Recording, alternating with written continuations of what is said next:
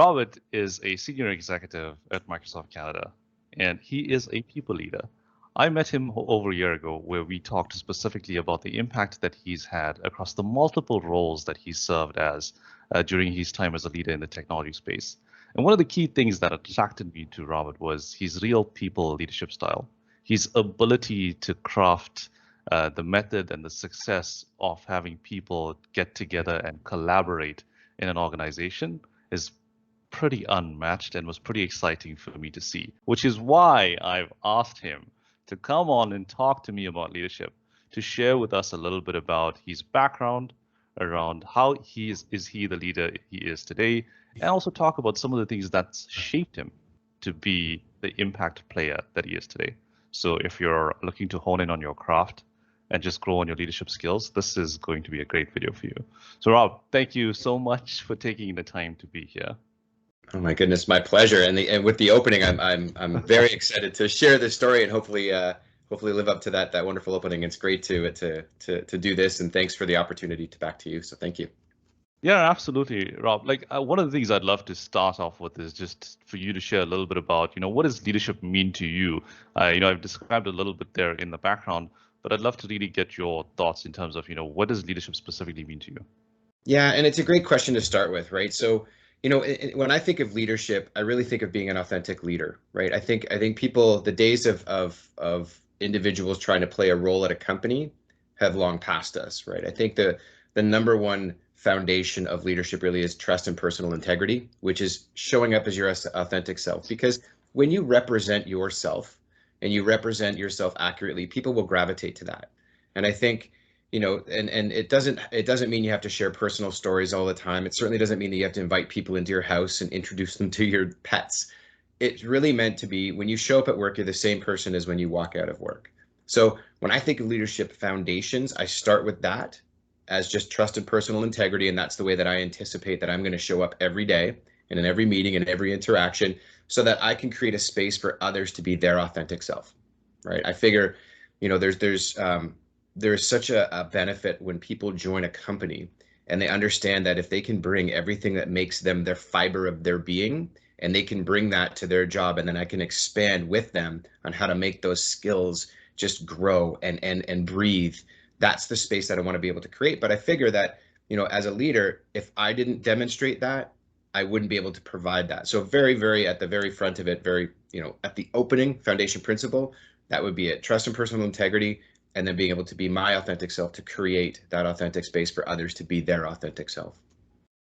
And so, ultimately, one of the things I've noticed personally is that operation of just being authentic, being yourself, but also creating that space for everybody that you serve and represent. It really contributes to the overall quote unquote of delivering success, right? Because it's a key contributor, as I've witnessed, towards delivering success. But I guess before I get into the delivering success piece, one of the things I want to talk about is your background.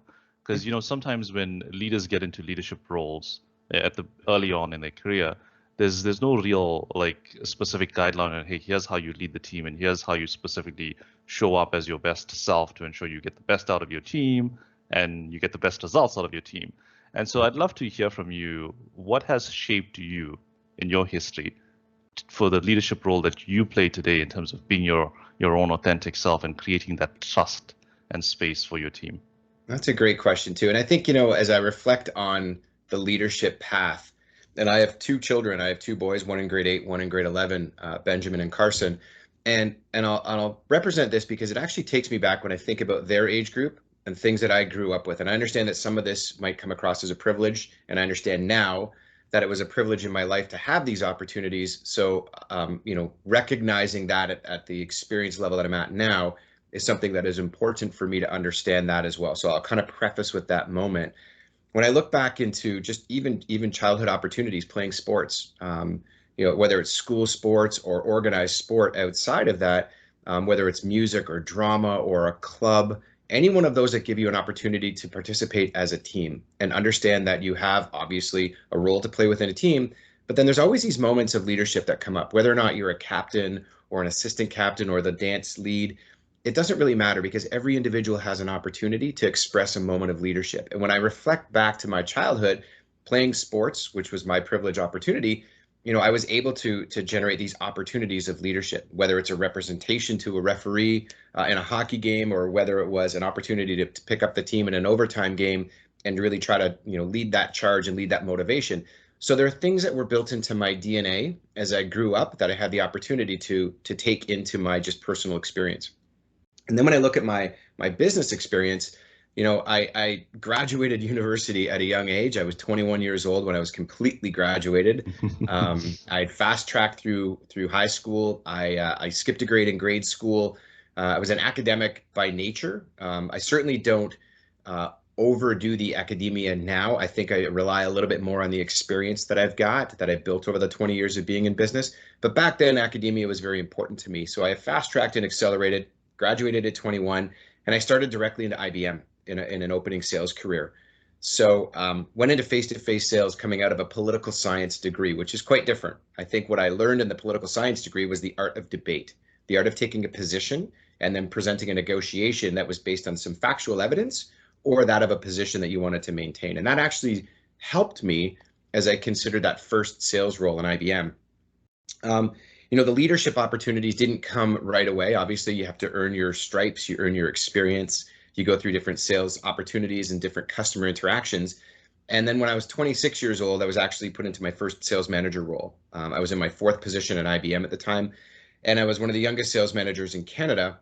And it was a very interesting moment for me as far as just leadership principles, because the majority of my team, in fact, everybody on my team, had more experience than I did in the business. And I was put into the position as, someone who had a different way of thinking about how to go to market. And this is in an era where we were trying to create simplicity, create what I used to call the franchise of our business. Even though we were part of a large company, we needed to know what we stood for. And so this creative way of thinking that allowed us to go to market with great clarity was what drew IBM to put me into that position. But then bringing my whole team together that had more experience than I did and rally them to this new concept, that was an interesting leadership moment, right? And that's where you kind of demonstrate two of the principles that I love to also go to, which is courage and decisiveness. I had to have the courage to be able to step into that role, and I had to be appeared as a team player, but someone who's going to be a leader. And the way to demonstrate leadership is bringing together the team with taking and harnessing all of that experience and then putting that into a set of decisive actions, right? And that's what we did. We went from 44 offerings back in this job. We had 44 offerings in the marketplace, and we brought it down to 8. And we franchised those 8 offerings. We took them to market, and we grew our business significantly, like 200% year over year, by really knowing what we did at our core and having the courage to take that out to marketplace and making those decisive decisions to make that our focus. And that was kind of like my first step into leadership that I would say as far as a business perspective. There's some incredible context in there, Rob. And what I'm grasping from everything you're saying is really being able to exercise your creative vision, be decisive about the vision, but then also then still have a team that you could bring together to buy in and believe into that vision, and then go out and execute and deliver success, and the results don't lie, that you just talked about. One of the things I've noticed about you quite often is that you just have this way of being able to find this balance in between holding someone around, as you said earlier on, being your authentic self, and holding somebody around their arm and telling them, hey, there's areas that you probably need to get better at and do a better job at from a coaching perspective. But then you also have that great balance of tapping people on the back and applauding the great and impactful work that they're doing. What's the key behind that balance that you have?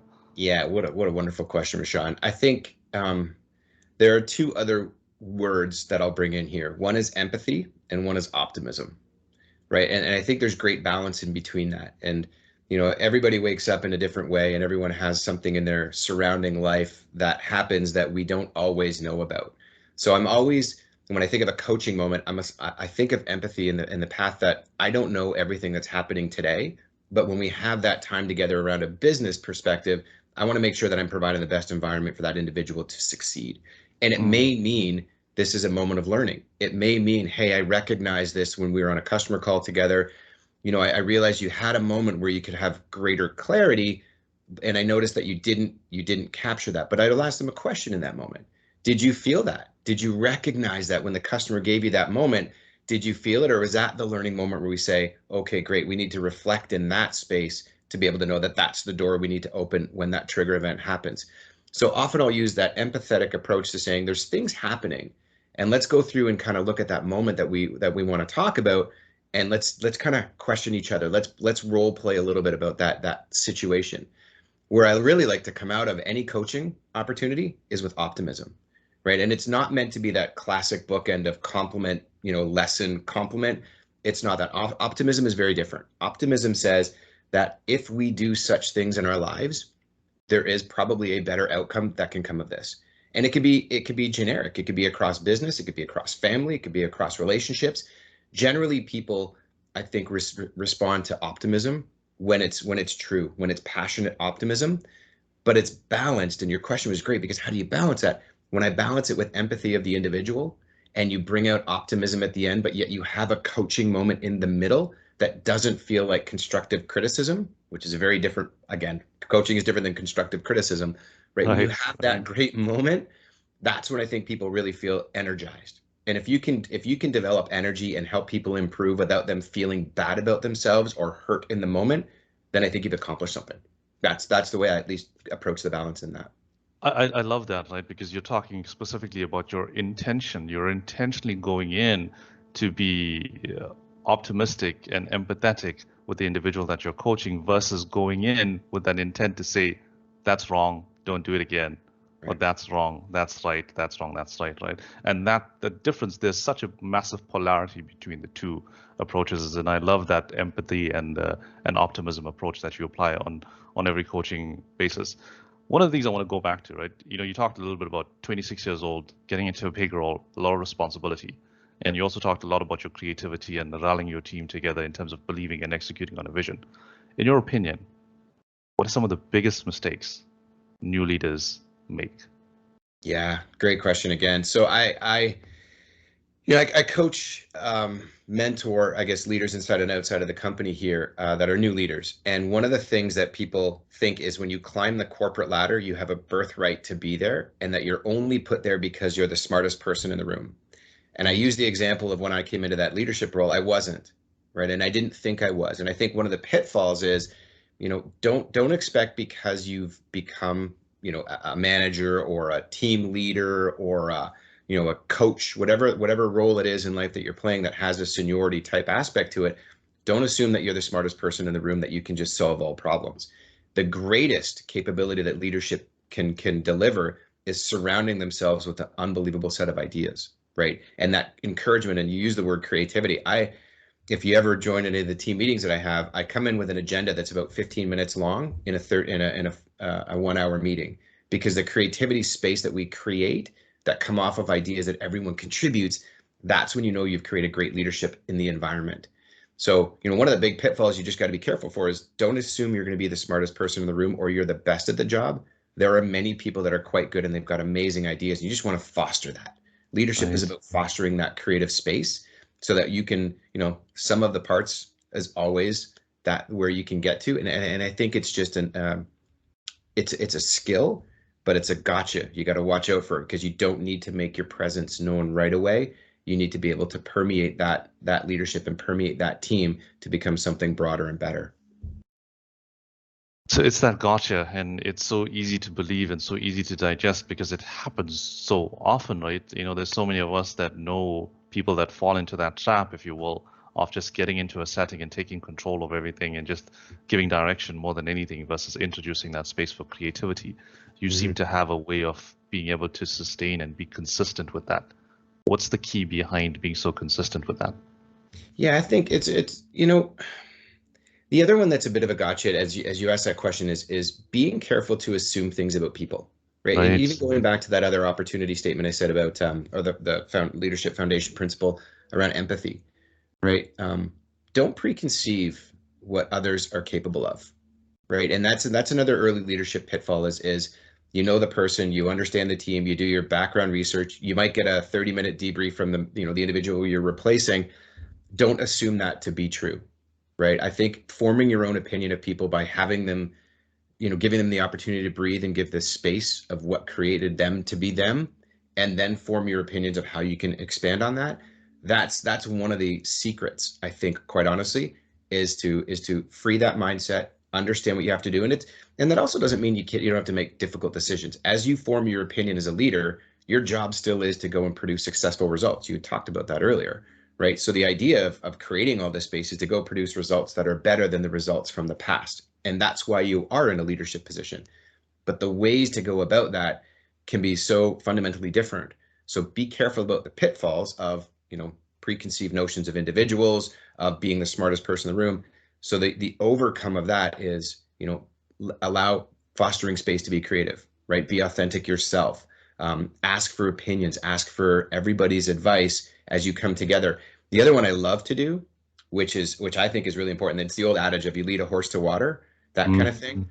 I sometimes frequently know the goals that I want to set and the objectives for the team. But there's a way that we can do that together that everybody feels bought into the goal and objective.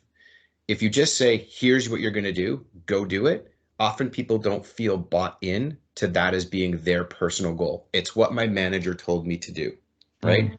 There's a great way inside of these 15-minute agenda, 60-minute meetings to bring up this dialogue to say, if we were to go and achieve this together, what do you think that should be? What's the optimal target that we can go and be if we want to really set the bar of excellence together? Those types of conversations rally the team to a goal and a set of objectives. So it no longer becomes the manager's goal or the business's goal. Of course, I know where I want us to get to, but when everyone comes together through creative discussion where everyone participates, that's when you get this amazing, amazing kind of rally moment of, yes, we are going to go and do that because we believe that that's the objective to make our team successful. So that's another great little secret that if you use that method, it really, really works. Give me a little bit of chills there when you talk about getting everybody to buy in and the strategic part of getting everybody to buy in. And it really creates that space of inclusiveness for everybody in the team as well, right? And so it's a core component of success in a leadership role. We talk quite a bit about new leaders getting into new leadership roles and some of the mistakes and lessons that you've learned along the way that you've described there. Let's talk a little bit about the experience side of things, because you've obviously been in a leadership role for many, many years.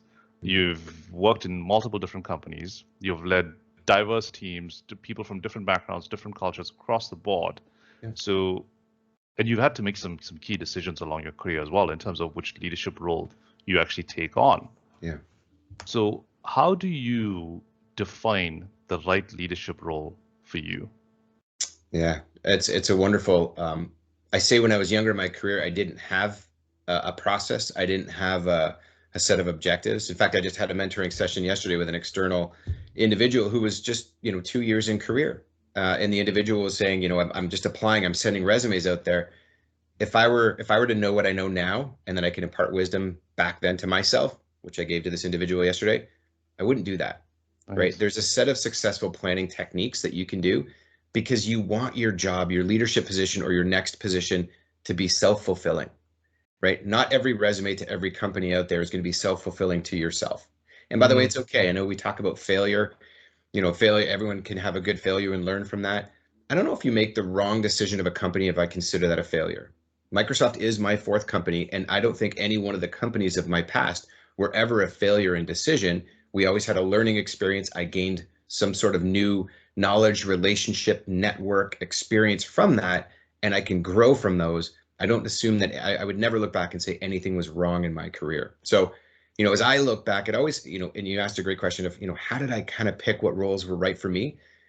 In the first role, when I moved away from IBM, I had a personal situation that I wanted to make sure I covered off at the same time as my work situation. And I'd mentioned I have two sons. This was at the point that they were being born. And at the time my second son was born, my first son was 2 years old. And my wife, who was working full time, actually she came to me and kind of said she wanted to be a stay-at-home mom. And this was a decision she made on her own. She thought we had, maybe 20 years with our kids to be at home. So the first one will go to university, the second one will go to university, hopefully. And she wanted the opportunity to be at home and experience life with them. So, making sure that was the direction she wanted to go. That was a personal moment where I had to understand that I wanted to see what my market worth was. So I took an opportunity to see what my personal worth was in the marketplace. And that's an okay thing to do, by the way. It is, you do need to know that if you've got, 10 or 15 years of experience or even 3, you need to know that if your market worth has actually increased, because the market is moving so fast, it's okay to understand what your market worth is. So that was part one. I had a personal situation, but then the other one was I noticed an industry trend, and this is right around the time that mobile, where cell phones and mobile devices were becoming smart devices, and smart devices were doing more and more, and that telco community was going to participate in every other industry. And I couldn't think back then of any other one industry that was going to permeate across multiple industries. So I chose at that moment, a leadership moment to go into a company that was an industry-focused company. So it's called Amdocs is the company, and I went there to run the new sales opportunities for Bell Canada, for the Bell Canada account. And Bell Canada was the third largest account at Amdocs at the time as far as revenue per year. So it was a very big undertaking of a large opportunity, but at the same time, getting very focused in a niche industry to gain that industry experience and a pure client relationship type experience. So, taking that moment of thought process around personal and work and industry, and then relating that back into how do I get more customer savvy? How do I get smarter about the industry? And this was the way to go. So that decision was made in that aspect. And maybe I'll do one more and then I'll pause and see if you have another question about it. I was at Amdocs for 5 years. It was an amazing experience, wonderful learning, wonderful relationships that I got to build. And then there came a point where we sold a very large deal, and the company came to me and asked if I would consider being the deployment or the delivery executive. And this is a moment where you have to think about what makes you happy in a job versus what makes you happy in a company. The job itself wasn't in my DNA. I realized that, I enjoy the relationship side. I enjoy the sales. I enjoy the strategy, the creativity. I enjoy bringing people along and creating and fostering space. But being a delivery executive wasn't fulfilling of that need, even though the company itself was a great company and I was enjoying my career there. In this time, I did have a chance to meet up with a smaller startup, which was 5 years old now at the time that I joined them, called UXP Systems. And UXP had developed this incredible technology, software technology in the telco space again, but was really revolutionizing the user identity and the user friendliness inside of a household for a telco. So instead of saying, hey, house, it's the Rishan Bharat house, this is the house, it isn't that. It's saying who in the house is using what service and how do they use that service. So personalizing down to the user level was an incredible set of technology. So I moved into that because I felt that this was a really good opportunity from me to become an extended leader. So I took on a North American vice president role, growing a company that was, fairly young still, but had a lot of potential. And then having an opportunity to really go deeper once again into the industry, but going deeper into something new, non-traditional, but something new to help push the envelope of an industry. So that was a really interesting, and to learn, learning startup and that startup nation, that startup mentality was an incredible learning experience about how we want to go about what we want to do and what makes us happy in our job. Incredible context all around there, right? Just in terms of starting with you analyzing your overall worth and your overall, I guess, the pace in the market, in the industry that you're in, and then also being able to take risks, go outside your comfort zone as well. And one of the things you mentioned earlier on there was your specific outlook, looking back at your journey. Typically no regrets, but overall a lot of learning moments along the way in terms of how you've made your leadership decisions and which roles you've taken on. Looking back, 26 years old Rob, what's the one piece of advice you would give the 26-year-old Rob today? Absolutely. Plan and look at the companies that you want to join. What makes you happy, right? Not that I wasn't happy, so I don't mean to intend that. My path has worked out fantastically, but there are so many different companies and opportunities in this changing space. So we live in the IT space. When you look at IoT and you look at self-driving cars and you look at, there are so many different things that are coming. Be conscious of your decisions, and it's okay to step back and take that moment. Research the company that you're interested in. Understand why you're interested in the company, right? Microsoft is a fantastic company. Our stock hit an all-time high yesterday, right? We hit over $250 a share, which is a beautiful moment. But I didn't join Microsoft because it had the potential of a stock growth, right? That is one aspect of it. Of course, you want to join a successful company that's got a trailblazing record, that has a bright future. But there are other reasons why you'd want to select to join a company like a Microsoft or another company out there. So my 26-year-old self, I would say, what makes you most happy? you can find a role that you can be successful in, that you can make a great living from, and really, really enjoy what you do. And the creative space to explore your passions, right? Inside of a company, you have that opportunity when companies give you that space. There are some companies that just won't. Like, you will be stifled in a position that says you will come in every day and you will do this and you'll be measured on such and such, and then you go home at the end of the day.